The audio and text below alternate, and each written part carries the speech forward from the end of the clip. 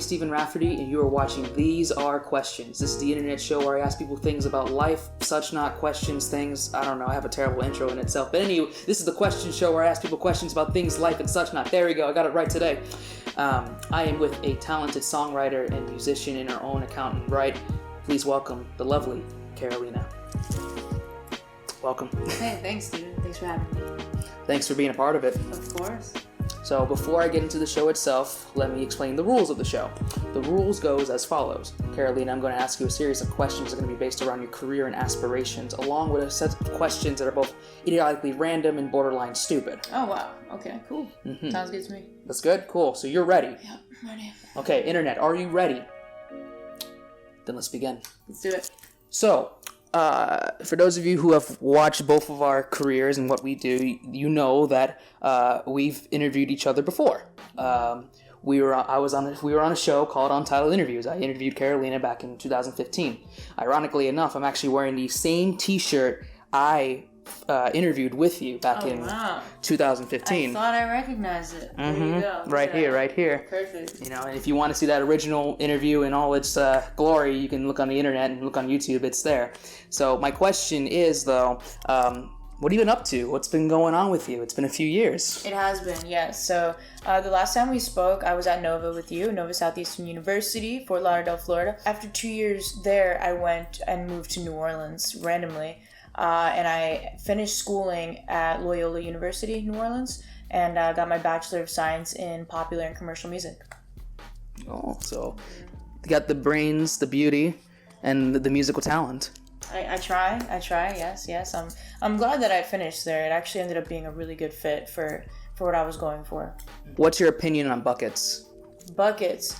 They're actually pretty cool. In New Orleans, they actually use them to play drums in like street musicians. So I actually completely have like a brand new view on what you can do with a bucket. I mean, they're hitting them with drumsticks and like there's different frequencies and stuff, and they're super musical. So I like buckets. I do too. Who doesn't like buckets? I don't know. People who don't like buckets, that's who doesn't like them. You're very talented in songwriting, and with each song that you've produced, you've gotten better and better in your actual songwriting talents. Thank you. You're welcome. I wanted to ask you, out of all the songs you've written so far, which was the most challenging to write? The most challenging, I would definitely say, is Streaks. I was harsh, but now I'm gentle, and keeping you around would be good for my mental. I was dark and I was twisted, and you were the color that I was missing. Yeah.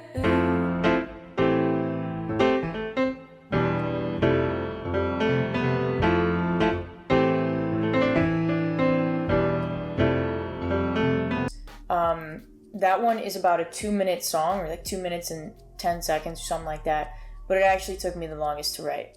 And I think the reason that is because the lyrics actually started as a poem, and then I went in and kind of started to rephrase things and try to make more sense out of it. And musically, I really wanted to make sure the accompaniment complemented everything that I was singing about.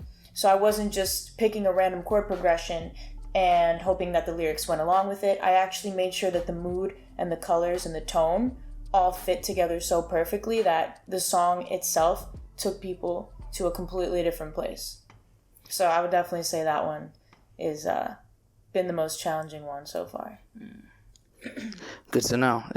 I know the pressures and the challenges of just thinking in your head how to actually write a song. I couldn't imagine the amount of pressure and ability to actually do something like that.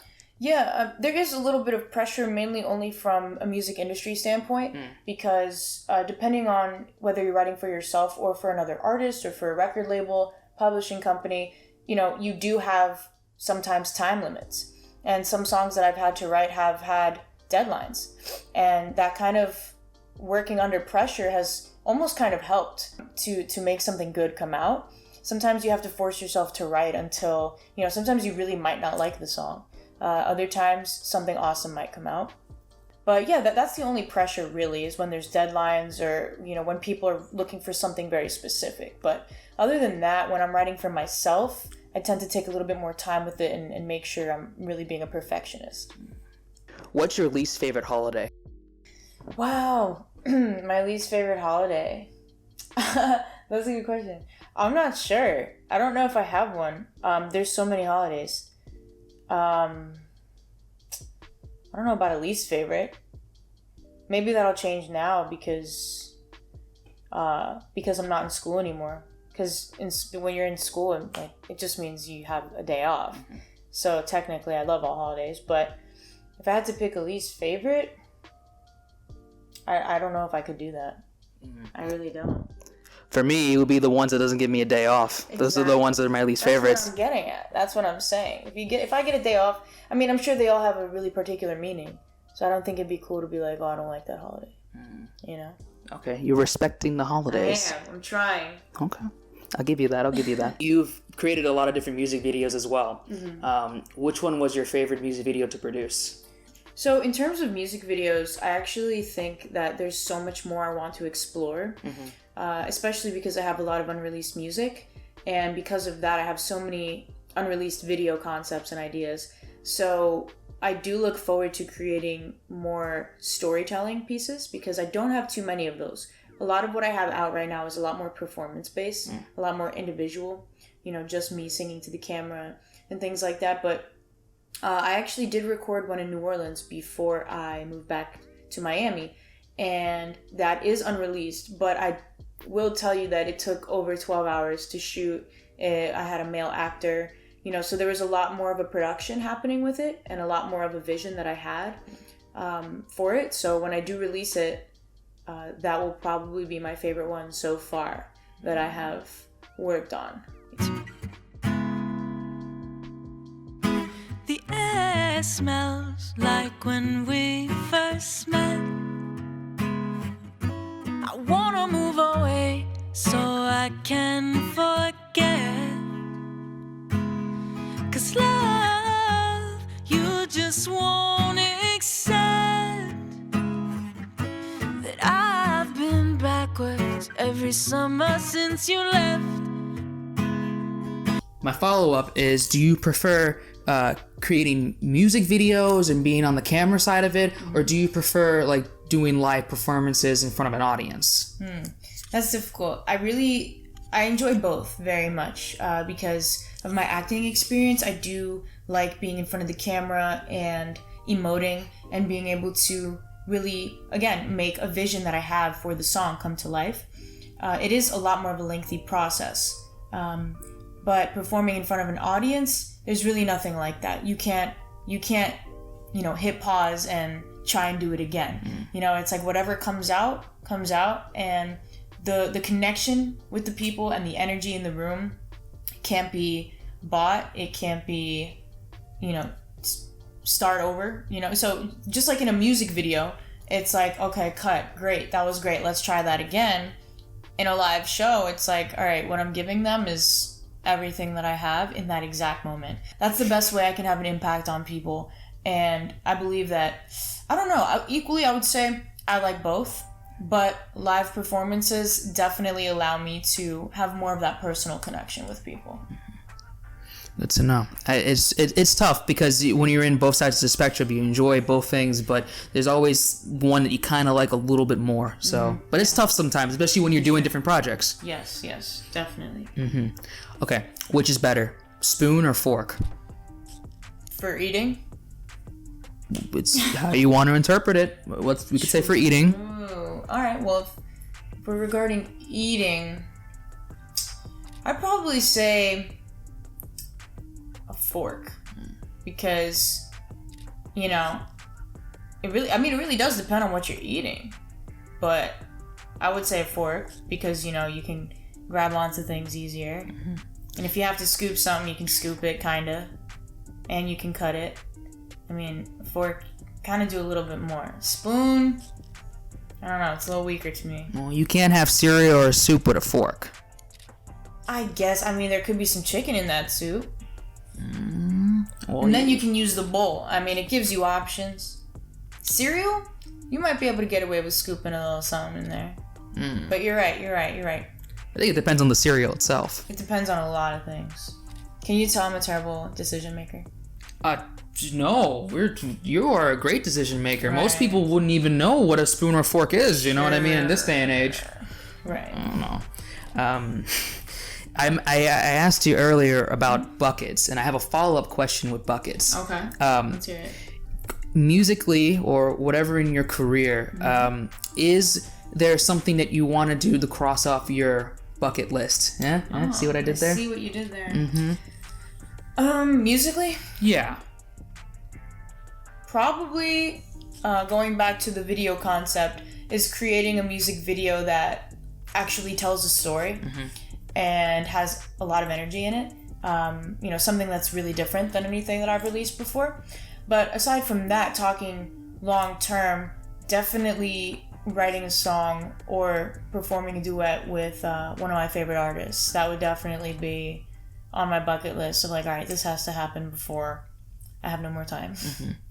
Any particular artist, or you don't want to share it? You want to save it as a surprise? No, I could definitely share it. For people that know me, it wouldn't be too much of a surprise, but definitely Taylor Swift. Okay. Songwriting. John Bellion. I would love to work with him. I think his production skills and his songwriting skills are phenomenal. So I would love that. And Sarah Bareilles would probably be another one. And maybe Tori Kelly. I really respect her and her talent and the way that she can kind of entwine genres and remain true to who she is as an artist. So any of those artists I would love to collaborate with. That'd be amazing. You hear that, artists? Talented musician here, songwriter. This could be you never know where this interview can take you. Never know. You talked about long-term plans. Well, my next question is, where do you see yourself in 5 years? I definitely see myself touring a lot more. So traveling as much as I can, performing music for as many people as possible. Just consistently writing, recording, distributing, collaborating. All of those kinds of things I can definitely see myself doing, just on a larger scale. Okay, well, simple enough. Hey, simple and sweet. Most people don't have their 5-year plan right now. Yeah. I can't even count the 5. Really? 1, 2, 3, 4. I don't know what the next number is. Come on. Nah, I'm messing with her. We to 5. Yes, we have an education. Oh man. My last question to ask is, if there was a skill that you would want to be amazing at, but you're actually terrible at in real life, what skill would that be and why? Drawing. I can't draw for my life. Me either. No. The extent of my drawing is a stick figure, probably, maybe a heartbeat, but I actually designed my logo, and that's about it. That's the only substantial drawing I've ever done. But other than that, yeah, I can't draw for my life.